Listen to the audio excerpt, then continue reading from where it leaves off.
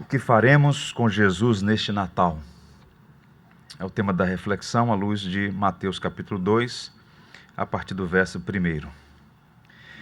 Depois que Jesus nasceu em Belém da Judéia, nos dias do rei Herodes, magos vindos do Oriente chegaram a Jerusalém e perguntaram: Onde está o recém-nascido rei dos judeus? Vimos a sua estrela no Oriente e viemos adorá-lo. Quando o rei Herodes ouviu isso, ficou perturbado e com ele toda a Jerusalém.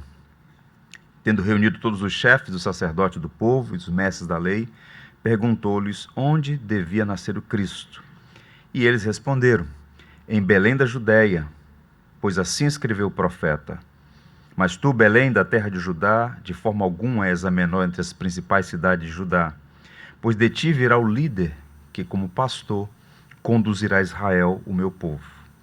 Então Herodes chamou os magos secretamente e informou-se com eles a respeito do tempo exato em que a estrela tinha aparecido. Enviou-os a Belém e disse: Vão informar-se com exatidão sobre o menino. Logo que o encontrarem, avisem-me, para que eu também vá adorá-lo. Depois de ouvirem o rei, eles seguiram seu caminho e a estrela que tinham visto no Oriente foi adiante deles, até que finalmente parou sobre o lugar onde estava o menino. Quando tornaram a ver a estrela, encheram-se de júbilo. Ao entrarem na casa, viram o menino com Maria, sua mãe, e prostrando-se, o adoraram. Então abriram seus tesouros e lhe deram presentes: ouro, incenso e mirra. E tendo sido advertidos em sonho para não voltarem a Herodes, retornaram à sua terra por outro caminho. Que o Senhor nos abençoe.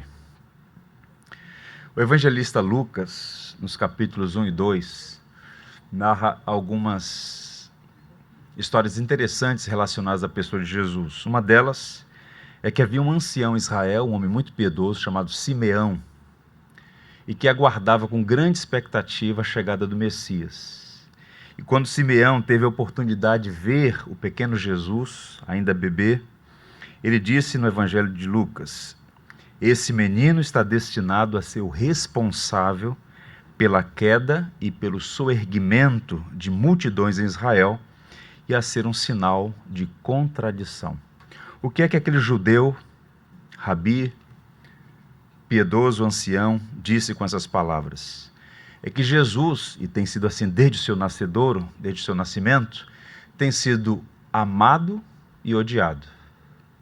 Tem sido ao mesmo tempo o ser que tem transformado a vida de alguns e transtornado a outros. Não é possível manter neutralidade diante de Jesus.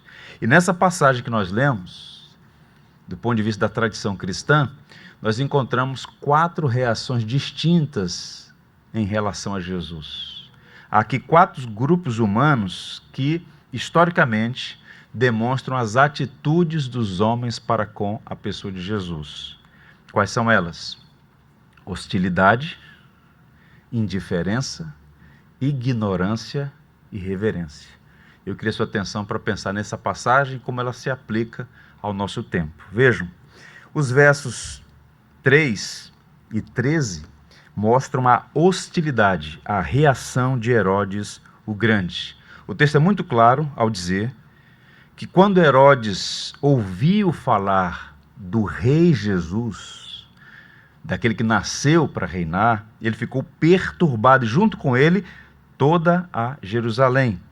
E no verso 13 diz, inclusive, que o Senhor avisou aos magos que eles fizessem outro caminho, porque no coração Herodes queria matar o menino Jesus. De fato, ele promoveu o infanticídio em Belém, porque o fato de ouvir que um rei havia nascido, de acordo com as profecias, o perturbou tanto porque ameaçou o seu status, a sua condição. Nessa altura da história, José vai dizer, por exemplo, que Herodes já estava num grau acelerado, avançado de perturbação, de doença, de insanidade, e ele então promove uma matança em Belém com o propósito de aniquilar a Jesus. Então vejam, essa figura de Herodes representa essa hostilidade, esse ódio. Jesus nasceu naquela região que era governada à época por Herodes o Grande, né? E então, sob autorização do Império Romano, ele exercia essa função. E nós já falamos aqui sobre essa figura várias vezes. Era um homem truculento, perverso, que era conhecido tanto pela sua habilidade administrativa, ele foi um grande construtor, mas ao mesmo tempo pela sua crueldade. Ele chegou a matar filhos, ele matou as suas duas esposas, das quais teve. Então era um homem que tinha uma sede insaciável de poder.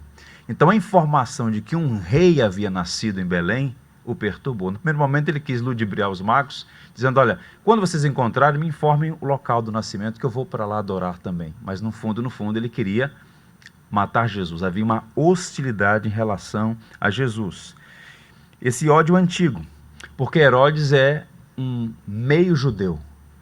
E de fato ele tem um parentesco com o judaísmo, mas ele é também idumeu. Ele é um descendente de Esaú. E essa linhagem, desde o seu histórico lá no Antigo Testamento, foi marcado por uma série de hostilidades em relação ao povo judeu. Nós sabemos que Esaú e Jacó se reconciliaram. Esse é um episódio muito bonito no Antigo Testamento, um sinal da graça. Os dois filhos de Jacó viveram em hostilidade, mas foram reconciliados, mas os seus parentes, a sua descendência entrou em conflito. Vejam, por exemplo, que quando os judeus deixaram o Egito para a terra prometida, para Canaã, os edomitas que viviam no sul da Palestina ali, eles fizeram obstáculo, criaram dificuldade para o povo de Deus na terra prometida. Nabucodonosor, quando enviou as suas tropas e destruiu Jerusalém, fez a grande cerco no ano 586, os idumeus celebraram, os edomitas, a destruição de Jerusalém, razão pela qual Deus levantou um profeta chamado Obadias, que fez uma profecia de que os edomitas seriam julgados e condenados por essa hostilidade em relação ao povo de Deus. E essa família, os Herodianos, Herodes é um título, não um nome próprio, ela era caracterizada por essa hostilidade em relação ao povo de Deus. No Novo Testamento, por exemplo, nós temos 4 figuras com esse título de Herodes, e todas elas fizeram oposição a Cristo e oposição à igreja. Herodes o Grande, por exemplo, mandou matar as crianças de Belém com o propósito de matar Jesus. Há um artigo muito interessante do presbítero Solano Portela, o título já por si já é uma mensagem: O Homem que Odiava o Natal. Então o Natal foi objeto de ódio por parte de Herodes. Então, essa primeira figura. Um dos seus filhos, Herodes Antipas, mandou matar João Batista, a quem Jesus chamou de seu precursor, aquele que abriu o caminho. E o Senhor Jesus Cristo esteve diante desse homem chamado Herodes Antipas e o chamou de raposa. Era um homem perverso também. Herodes Agripa I mandou matar Tiago, um dos apóstolos, mandou prender a Pedro, e, de acordo com Atos capítulo 12, ele foi morto por não ter dado glória a Deus. E há um segundo Herodes Agripa II, que foi casado com a própria irmã. Vejam o nível moral da família. Foi o homem que esteve na presença de Paulo em Cesareia e resistiu à conversão. Por pouco me persuades a ser cristão, disse Herodes Agripa para o apóstolo Paulo. Então, uma família que tinha uma trajetória de oposição aos descendentes de Jacó, de oposição a Deus e ao Evangelho. E o que é interessante notar aqui, esse primeiro Herodes, chamado de Herodes o Grande, ele é caracterizado por essa hostilidade em relação a Jesus, o homem que quis matar a Jesus ainda quando infante. E observe, meus irmãos, muitos ainda hoje têm essa mesma atitude de Herodes. Parece estranho, Mas é uma realidade que não se pode ignorar. As pessoas olham para Jesus como se fosse um inimigo que deve ser atacado e perseguido. Nós vivemos o que muitos têm chamado de dilúvio revolucionário, é uma guerra contra a fé cristã. O Natal é de fato uma festa cristã, celebra o nascimento de Jesus. Deus se fez homem, veio a este mundo numa missão redentiva. E a estratégia maligna em relação ao Natal é basicamente 2: abolir ou deturpar. E existe uma hostilidade em relação à fé cristã, e das festas cristãs, o Natal, o Advento e a Páscoa são as principais. E existe um movimento em curso para abolir ou deturpar. Por exemplo, há muitos países no mundo hoje, numa época que se fala tanto de tolerância, de democracia, há muitos países que proíbem o Natal. Não se pode celebrar a festa cristã. País de influência islâmica, socialista. Por exemplo, em Cuba, de 1969 a 1998 era crime celebrar o Natal. Os cristãos celebravam clandestinamente. O Natal só passou a ser celebrado em Cuba a partir de 1998 por conta da influência do Papa João Paulo II, que persuadiu o ditador Fidel Castro a permitir aos cristãos celebrar uma das principais festas do nosso calendário litúrgico, o Advento, o nascimento de Jesus Cristo. Nós sabemos que Jesus não nasceu em dezembro, essa é apenas uma data simbólica, com várias nuances históricas aí, mas o fato é que a igreja celebra a promessa que Deus cumpriu. Ele prometeu enviar seu filho e Jesus de fato veio a este mundo, nasceu com o propósito de nos redimir.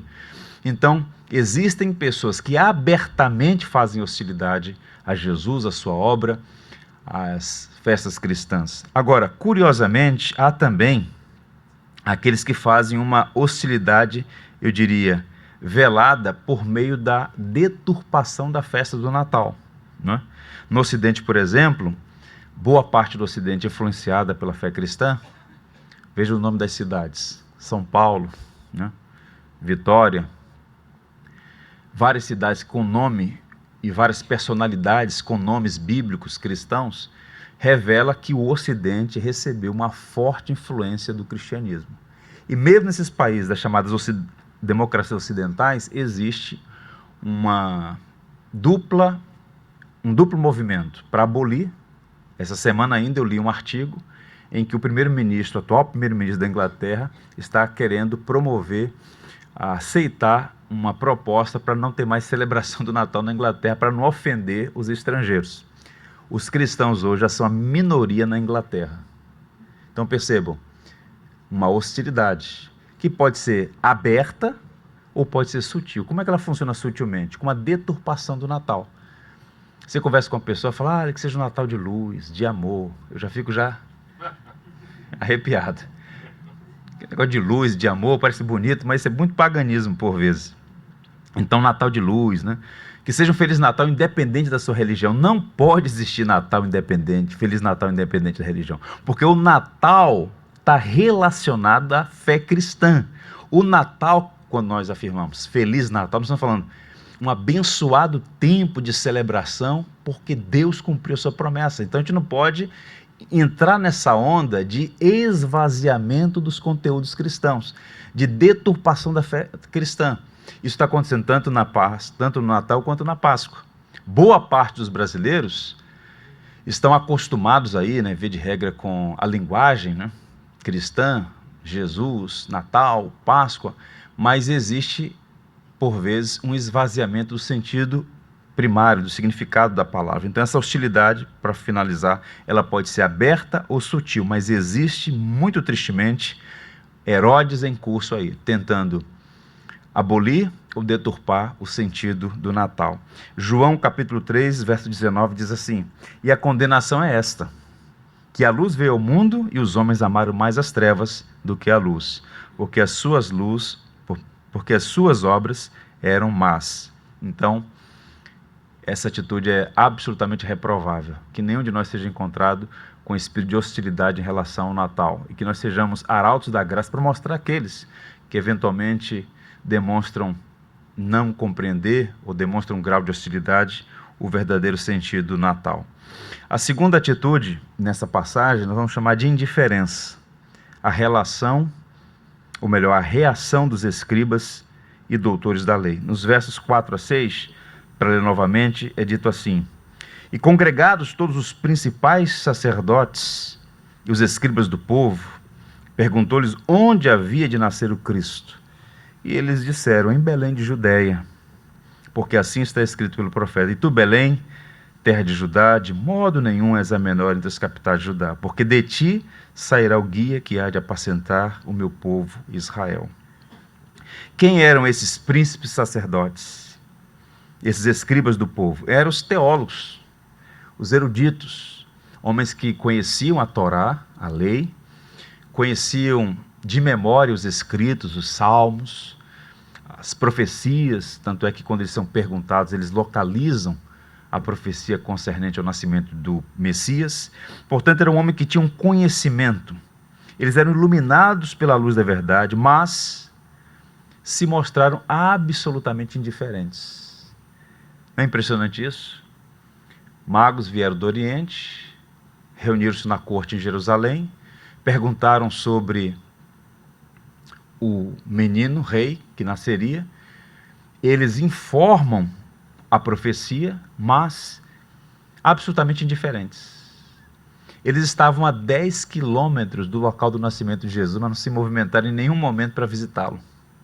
Tinham a verdade na mente, mas não no coração. D.A. Carson, comentando essa passagem, diz assim: as autoridades religiosas tinham conhecimento preciso das Escrituras, mas não tiveram coração para buscar o tipo de Messias que estava escondido em uma vila. O nome disso é indiferença. Indiferença diante de Jesus, não por falta de conhecimento, mas por falta de coração, de afeição. Os escribas tinham conhecimento e ortodoxia, mas não tinham afeição por Cristo. Eles eram conhecedores da verdade, mas não praticantes dela. E eles rejeitaram Jesus e se constituíram os mais belicosos inimigos, os mais amargos opositores do ministério de Cristo. Tinham conhecimento, mas não tinham afeição pelo Senhor. Das palavras duras que Jesus proferiu durante seu ministério, boa parte delas foi dirigida aos religiosos, aos teólogos daquele tempo, aos fariseus, aos escribas. Vejam, por exemplo, no Evangelho segundo Mateus: ai de vós, escribas e fariseus, hipócritas, porque percorreis o mar e a terra para fazer um prosélito, e depois de ter desfeito, o fazeis filhos do inferno 2 vezes mais do que vós. Ai de vós, condutores de cegos. Que palavra dura. Eu posso emitir uma opinião sobre uma pessoa e estar equivocado. Você também, correto? Agora, Jesus, sob hipótese alguma, tudo que Jesus disse, o diagnóstico, as palavras dele foram exatamente precisas, verdadeiras. E ele disse para aqueles homens: vocês são condutores de cegos. Tinham conhecimento, mas não tinham afeição por Cristo. E qual é a aplicação para nós? Uma boa parte dos brasileiros está familiarizada com narrativas bíblicas sobre Jesus, diferente de alguns lugares do mundo em que a tradição cristã foi bloqueada.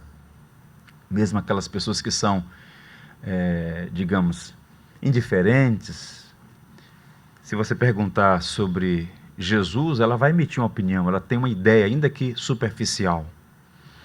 Mas boa parte dos brasileiros ignora a mensagem do Natal, o significado do Natal.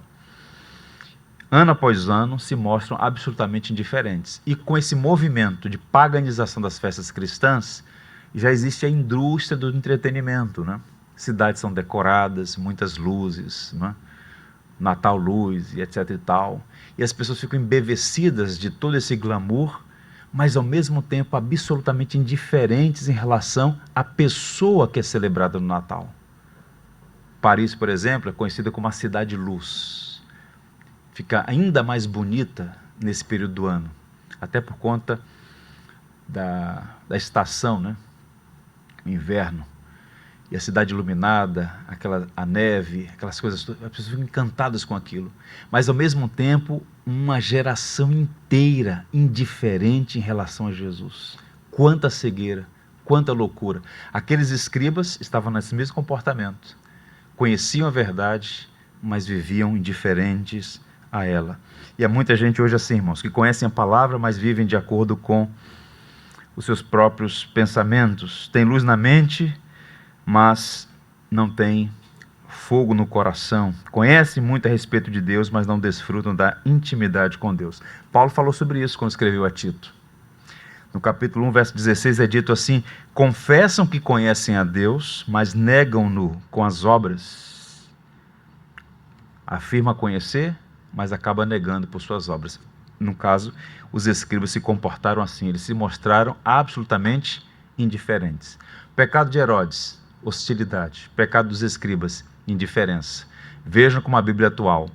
Há muitas pessoas hoje que são hostis à fé cristã e algumas que são indiferentes, a despeito de tantas evidências a favor da fé em Jesus. Um terceiro grupo, que representa muito bem a atual conjuntura que vivemos, é dos belemitas, os habitantes de Belém. A ignorância, a reação dos belemitas está presente no verso 7. E deu à luz a seu filho primogênito e envolveu em panos e deitou numa manjedoura, porque não havia lugar para eles na estalagem. Tente imaginar aqui. Há uma profecia que o Messias nasceria em Belém. Belém não é nem uma cidade. Belém é uma aldeia, a 10 quilômetros de Jerusalém. À época, devia ter no máximo 2.000 habitantes. Uma pequena aldeia. As pessoas se conheciam pelo nome, as famílias. José e Maria eram naturais daquela região. Quando Jesus nasceu, melhor, eles viviam em Nazaré, e quando o governador emitiu um decreto de recenseamento, né, Lucas fala sobre isso, Quirino, o governador da Síria, ele não sabia o que estava acontecendo, mas estava sendo usado por Deus para cumprir uma profecia. Ele estabelece um decreto do recenseamento. Então os habitantes, onde quer que estivessem, deveriam voltar à sua terra natal para participar desse censo, que tinha duplo propósito. Propósito militar, saber quantos homens tinham disponíveis, e por propósitos fiscais. José era um homem justo, um homem correto, ele então cumpre a lei. Ele se desloca de Nazaré, no norte da Galileia, até Belém, 10 quilômetros de Jerusalém. Chegando lá, Maria, então, dá a luz a Jesus. Mas o que é interessante notar é que eles não encontraram ali um lugar para serem hospedados. Isso revela o quê? Que os habitantes de Belém tiveram o grande privilégio de receber o Rei dos Reis e Senhor dos Senhores. Mas por ignorância, não o receberam. Jesus nasceu em que contexto? Numa estalagem. Foi colocado numa manjedoura. Isso então aponta para nós o perigo da ignorância em relação a Jesus. E a nossa cultura é marcada pela ignorância, seja ela ativa ou passiva. Herodes, por exemplo, face a face com Jesus, queria que Jesus fizesse lá alguma magia para ele, ficou encantado com o que tinha ouvido sobre Jesus, e Jesus nada disse diante de Herodes. Em outro momento o Senhor disse que Herodes era uma raposa, um homem astuto. Então, ignorância. A Bíblia diz claramente que a ignorância é um problema. Não havia espaço para Jesus. O Cordeiro de Deus foi rejeitado pelos homens. Foi nascer então numa manjedoura entre os animais. Eu quero dizer, reitero, que ainda hoje há muitas pessoas para as quais não há espaço na vida delas para Jesus. Elas estão tão entretidas com seus negócios, com seus estudos, com seus afazeres, com seus projetos. E Jesus, no máximo, está no apêndice da agenda. Se tiver tempo, ok. E essa ignorância sobre quem é Jesus Cristo tem trazido muitos males, tem causado muitos problemas. Então, naquele contexto, os espaços todos já estavam ocupados. Jesus então foi nascer numa estrebaria, numa estalagem. E volto a dizer, ainda hoje, esse tem sido um grande problema. Muitas pessoas se ocupam com tantas coisas, se esquecem da figura central do Natal, que é a pessoa bendita de Jesus. A gente vive numa sociedade secularizada que empurrou a fé para dentro dos espaços, né, litúrgicos. Então, não vem com esse negócio de Jesus para o trabalho, não vem com esse negócio de Jesus para a família, fique lá no ambiente da sua igreja, o que dizem alguns, né? O autor da Carta aos Hebreus diz assim: como escaparemos nós se não atentarmos para tão grande salvação? Como é que nós vamos escapar se não considerarmos as implicações dessa pessoa e realizou uma obra tão extraordinária a nosso favor? Eu li alguns anos atrás um livro do John Piper que ele compartilha a experiência dele quando recebeu seus pais pela primeira vez, assim que ele casou-se.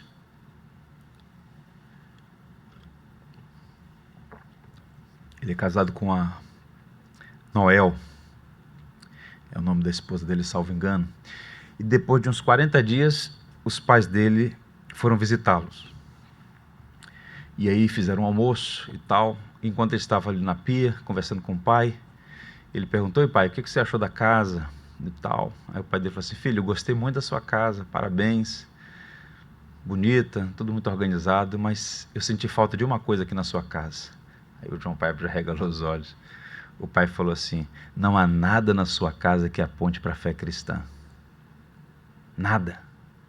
Se um pagão entrar aqui e você não abrir a boca, ele não consegue identificar nada aqui de símbolo cristão. Não um verso, não há nenhum símbolo. Aí o John Piper abriu os olhos, correu lá e buscou colocar alguns apetrechos lá na sua casa que apontassem para esses símbolos da nossa fé, uma coisa que foi praticamente colocada de lado. A gente tem na casa de um crente, tem lá umas coisas estranhas, né? Mas a gente precisa resgatar os símbolos da nossa fé. E o John Piper disse que ele fez isso, né? Ele colocou na sala um quadro bonito com um texto sobre a mensagem do Evangelho. No escritório dele colocou lá uma cruz talhada de madeira. E na cozinha ele colocou um trechinho de um poema que eles cantavam em casa, né? No ambiente do seu lar. E esse poema está na cozinha da casa dele. O poema diz assim, 2 linhas só. Só uma vida e logo passará. Só o que é feito para Cristo durará. Então, enquanto lavava a louça, ele pensava nisso, sobre a brevidade da vida e o que de fato vale a pena, né? Então, tomemos cuidado com essa postura de indiferença em relação ao Evangelho. A sua vida é uma neblina que cedo passa. Moisés disse que é um palmo, tudo passa tão rapidamente. Então, não seja indiferente ao Evangelho, não seja indiferente a Cristo. Natal é Jesus Cristo, Deus homem que veio este mundo numa missão redentiva e nós não podemos perder isso de vista. Buscai o Senhor enquanto se pode achar, invocai-o enquanto está perto, diz as Escrituras. E a última das reações, Herodes era hostil, os escribas indiferentes, os belamitas ignorantes, mas tem um grupo aqui que representa todos os piedosos. A reverência, a reação dos magos do Oriente. O verso 11 diz assim: tendo Jesus nascido em Belém de Judeia, em dias do rei Herodes, eis que vieram uns magos do Oriente a Jerusalém e perguntavam: onde está o recém-nascido rei dos judeus? Porque vimos a sua estrela no Oriente e viemos adorá-lo. Versos 1 e 2. Agora o verso 13. E entrando na casa, acharam o menino com Maria sua mãe, prostrando-se o adoraram, e abrindo os tesouros ofertaram-lhe dádivas, ouro, incenso e mirra. Que atitude maravilhosa desses 3 homens. Bem, é preciso dizer algumas coisas aqui. Primeiro, o texto não diz que eram reis, nem mesmo que eram 3. Essa é uma dedução e uma tradição relacionada a um homem chamado Tertuliano, um advogado, teólogo cristão africano do século III. Deduz que eram 3 porque foram 3 presentes. E a ideia de reis, porque os presentes ofertados, né, a natureza dos presentes, apontam para um grupo nobre, um grupo que tinha posses. Muito provavelmente estava relacionado realmente à realeza no Oriente, muito provavelmente aos reis persas, né, é o que diz então os estudiosos do Novo Testamento. O fato objetivo é que esses homens apresentados aqui como magos, né, magos aqui eram estudantes, o erudito dos astros, das estrelas. Eles estavam sempre examinando os astros e muito provavelmente em conexão com alguns judeus do exílio da Babilônia, aquela região ali onde hoje fica o Irã e o Iraque. Eles então tomaram conhecimento dessa profecia acerca do Messias e então, examinando os astros, as estrelas, eles então fazem esse caminho, e é um caminho longo de 1.600 quilômetros da região do Oriente até Jerusalém. E ali eles demonstram reverência. Eles não tinham total entendimento sobre quem é Jesus, mas, à luz do que sabiam, fizeram o que era correto. Se apresentaram diante de Jesus, e o texto diz que eles o adoraram. Uma vez em Belém, na presença de Jesus, o próprio Deus encarnado, eles se prostraram e ofereceram ouro, incenso e mirra. Vejam um contraste em relação a Herodes, em relação aos escribas, em relação aos belamitas. Esses 3 primeiros grupos mencionados estavam perto e ao mesmo tempo tão longe. Geograficamente perto de Jesus, culturalmente perto, porque eram judeus, exceto Herodes, que era um meio judeu, mas ao mesmo tempo absolutamente inadequados no comportamento para com Jesus. Agora esses homens fazem um caminho tão longo a partir talvez de contato com a profecia, de contato com os judeus do exílio, e chegando lá, identificam, né, o local do nascimento e se aproximam e oferecem ouro, incenso e mirra. Quando aqueles artistas, né, tem muitas obras de arte impressionantes, mas nem sempre elas são precisas historicamente. Quando você vir, por exemplo, um presépio em que estão os 3 pastores e os 3 magos juntos, ali é uma imprecisão histórica, porque os pastores que estavam no campo, a quem os anjos anunciaram o nascimento de Jesus, ali foi logo no contexto do nascimento. Quando esses magos do Oriente chegaram a Belém, o texto vai dizer que eles já estavam numa casa. Então, muito provavelmente, já teve se passado ali mais ou menos 1 ano do nascimento de Jesus. Mas o fato objetivo é que eles, na contramão de Herodes, na contramão dos escribas e fariseus, na contramão dos belemitas, demonstraram uma profunda reverência. Uma atitude que deve marcar nossa espiritualidade, reverência em relação a Jesus. E eles ofereceram ouro, incenso e mirra. E qual é o ponto aqui? Essas 3 dádivas simbolizam os 3 ofícios de Cristo. Eu preguei um sermão inteiro sobre isso, acho que está disponível na internet. Os 3 ofícios de Cristo nos presentes dos magos. E esses 3 ofícios, não é?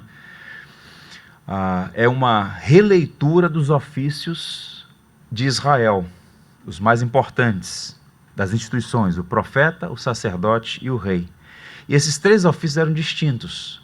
O rei não podia fazer a função de um sacerdote, um rei não podia fazer a função necessariamente de um profeta, eram 3 funções distintas, que por vezes se conectavam, mas eram de funções distintas.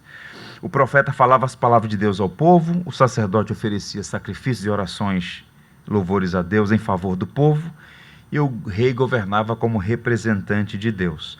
Quando esses magos do Oriente oferecem ouro, incenso e mirra, simbolicamente isso pode estar apontando para esses ofícios de Cristo.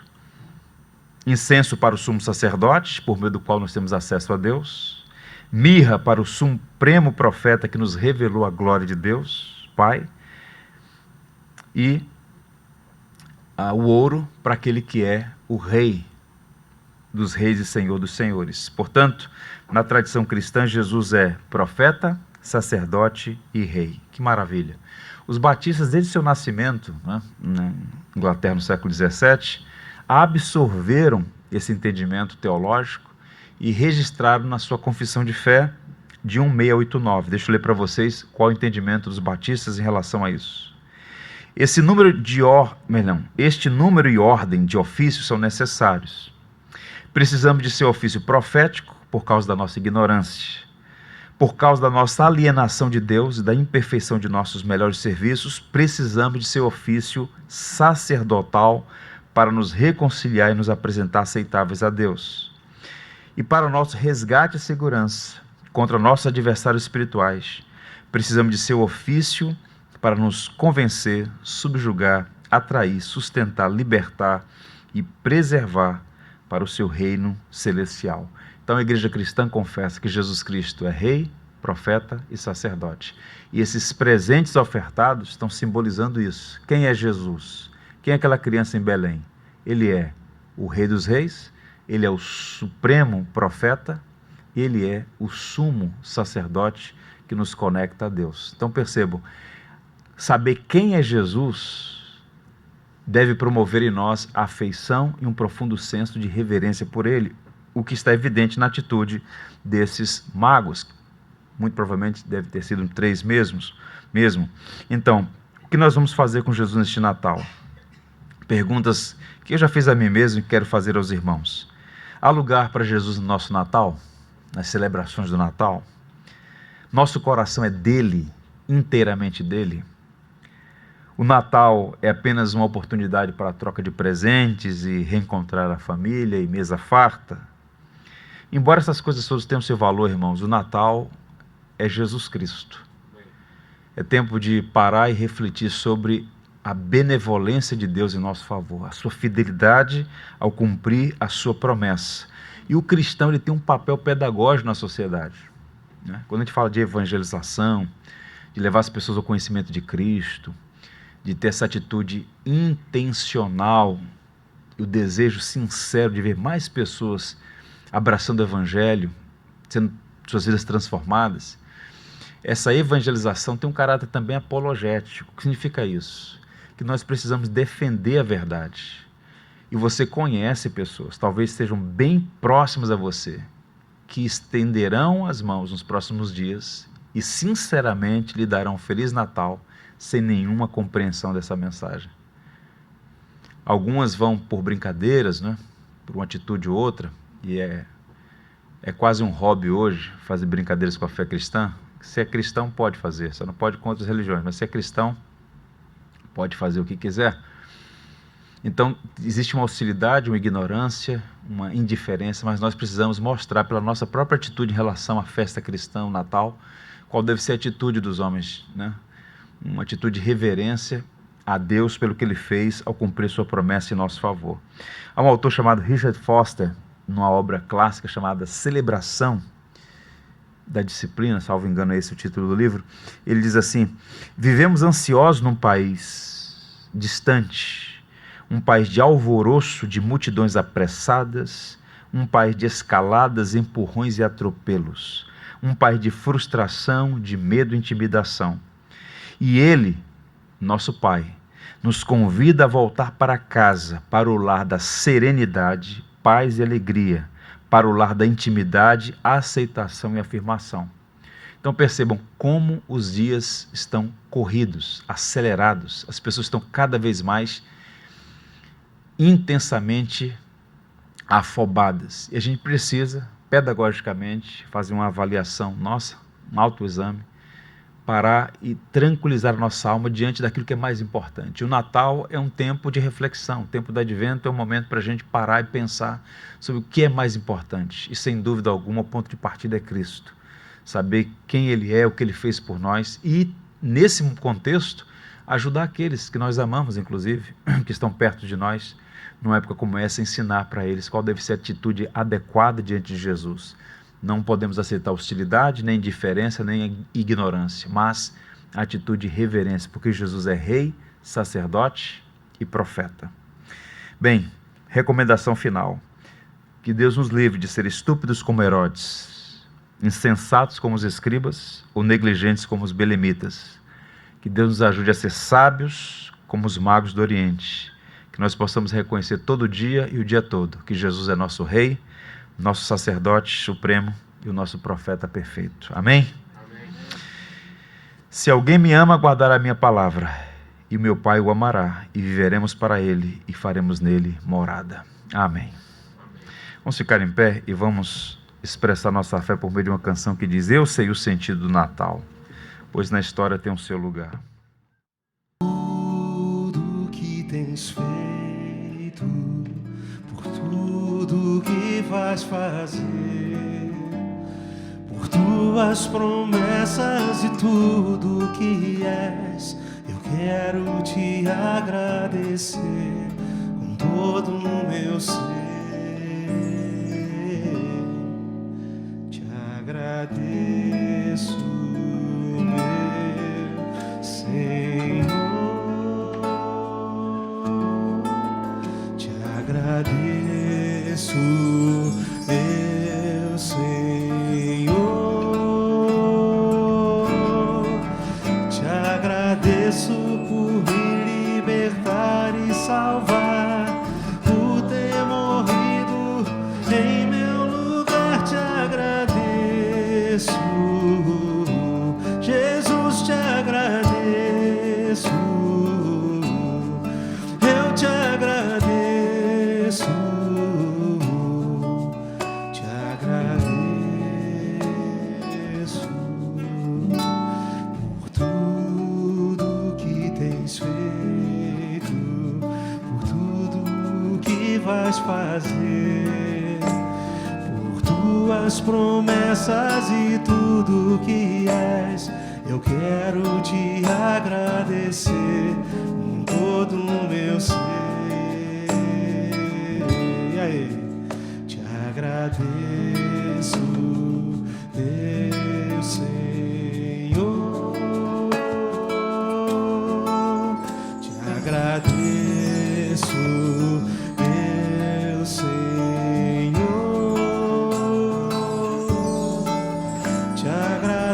por me libertar e salvar, por ter morrido em meu lugar. Te agradeço, Jesus, te agradeço.